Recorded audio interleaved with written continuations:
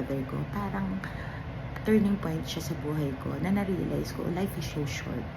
Kaya diba sinasabi ko sa inyo guys na life is so short, so, dapat maging masaya tayo parati sa buhay natin. Alam mo yung mga minsan na pinoproblema natin sa bigger picture ng buhay, wala siya, hindi siya dapat pinoproblema. Alam mo yun, lalo na if you believe in God, alam mo na hindi ka niya bibigyan ng bagay na hindi mo kaya, or hindi ka niya bibigyan ng isang bagay na walang patutunguhan. So, kaya naging parang mas appreciative ako sa buhay ever since namatay yung brother ko. So, like ngayon, yung pag nag-golf ako, makikita nyo, ang saya-saya ko talaga. Kasi parang, pag nandun ka sa fairway, makita mo yung green, maglakad ka, ang saya. Parang, you appreciate little things. And for me, yun yung nakakapagpa-relax sa akin. And it helped me. So, after nang nag-golf na ako, una, na-exercise ako. So, parang, eventually, parang nakikita nyo, diba yung, nakikita na parang, nagkakaroon ako ng muscles, tapos medyo naging leaner ako. Di ko masinabi po may payat ako yun, guys. Pero, at least parang fitter, leaner ako. Dahil nga sa kakagolf ko. Tapos, yun nga, mas parang hindi ka nagiging moody or hindi ka nagiging anxious. Kasi nga parang meron kang nakafocus ka na sa ibang bagay diba? So parang mas masayahin ka, tapos parang nakikita ng ibang tao yung saya mo, na nahahawa din sila.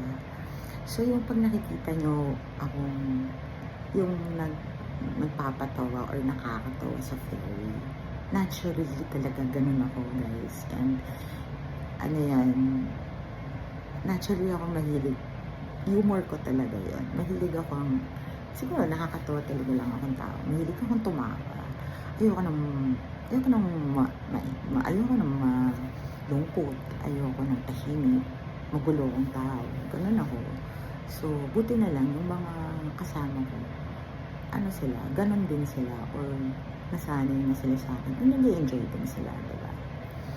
So, it helped me a lot na to be able to go back, to be able to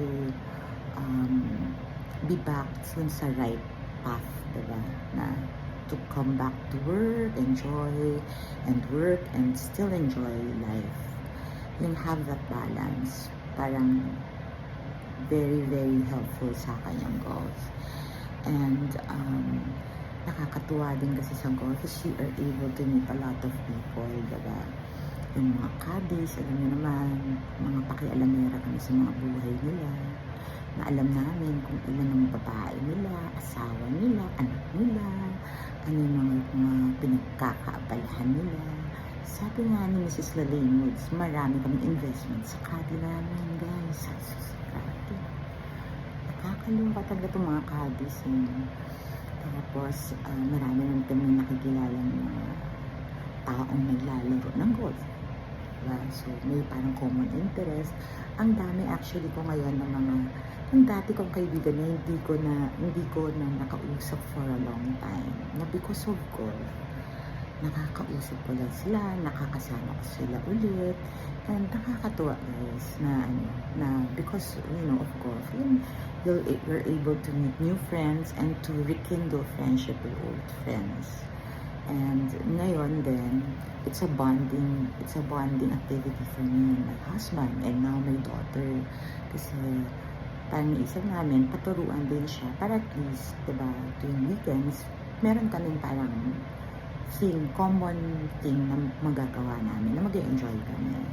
And para rin, diba, yung mga bata, parang hindi sila parating nasa loob ng bahay sana sa cellphone.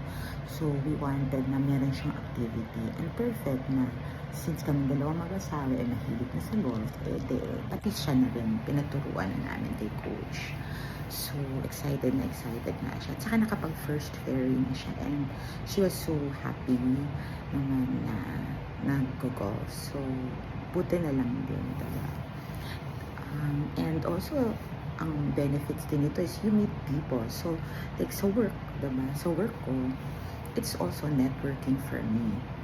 But ang more talaga sa akin is talagang just to enjoy. It's really my therapy to play golf. Kaya nga, I play golf almost every day now, except for a day. Parang yun na yung recovery day ko. But parang kayang nasanay na yung katawan ko na everyday mag-golf ako.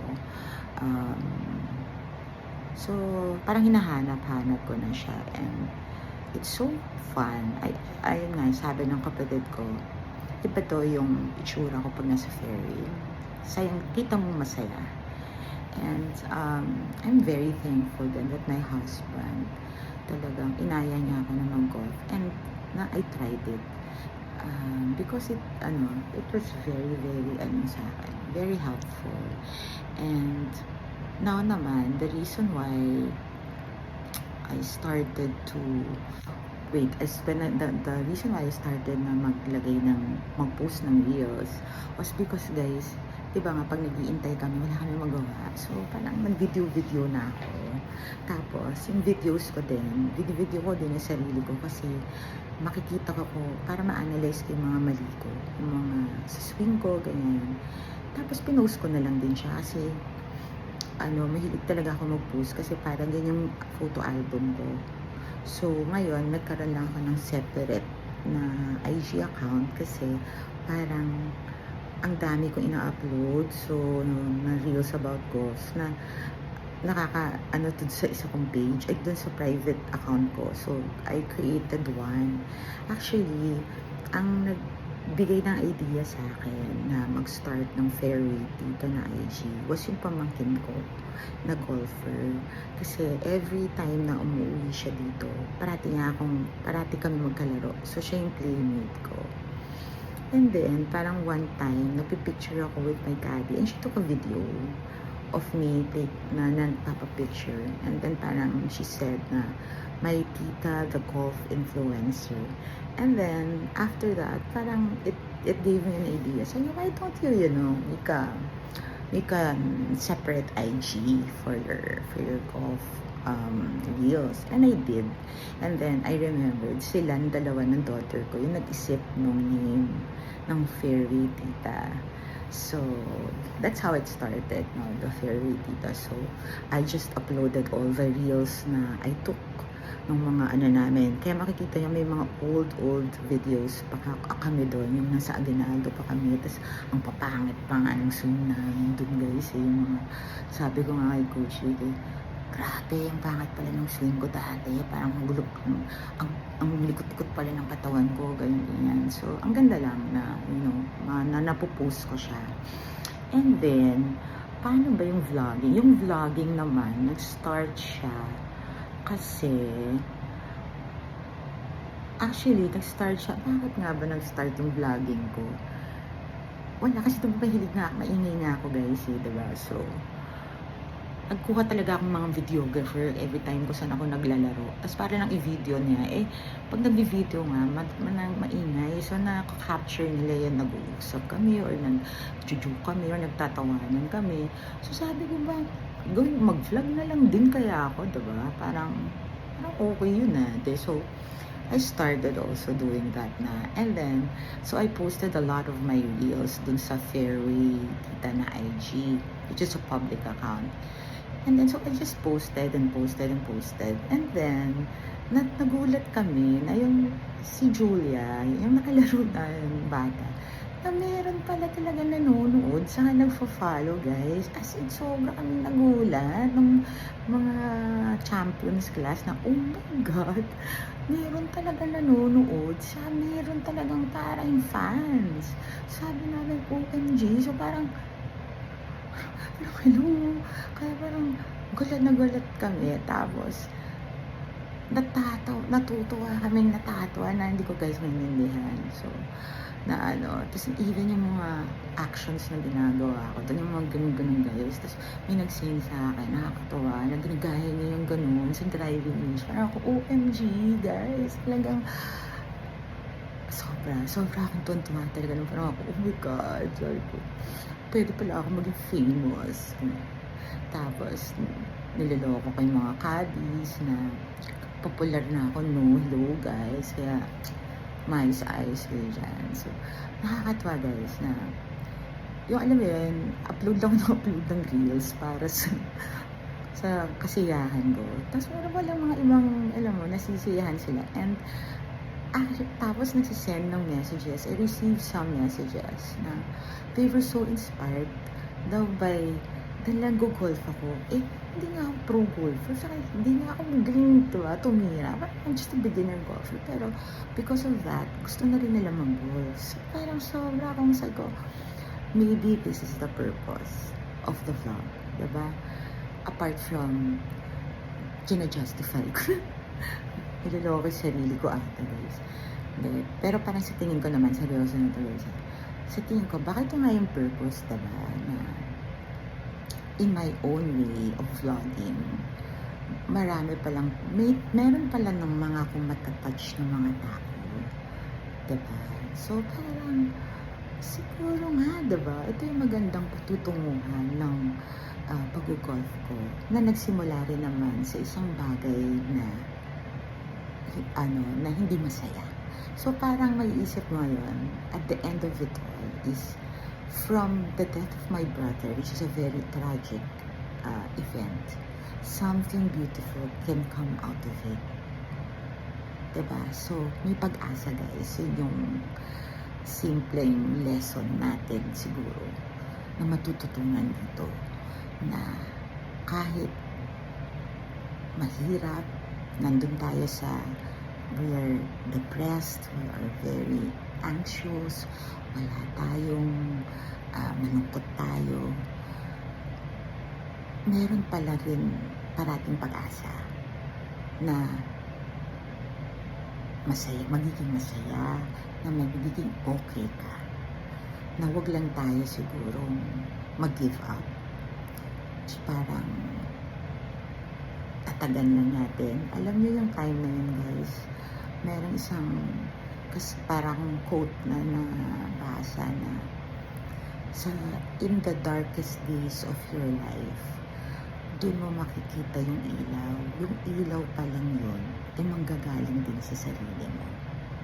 So ikaw din ang talagang makaka-save sa sarili mo. Walang ibang tao guys. Nung time na yon, asawa ko, pamilya ko, hindi nila ako masasave sa depression. Kailangan magmula sa akin. Kailangan mahanap ko sa sarili ko yung courage na at tapang na labanan yun. And every day guys, it's still a struggle for me na labanan yun. Pero alam ko na I can do it. Nalagpasan ko na siya. Kaya ko siya. At kakayanin ko pa siya. And kailangan natin tulungan yung sarili natin to find ways to help ourselves. And yun nga, one of the ways that I was able to help myself was through playing golf. So, I'm doing this vlog.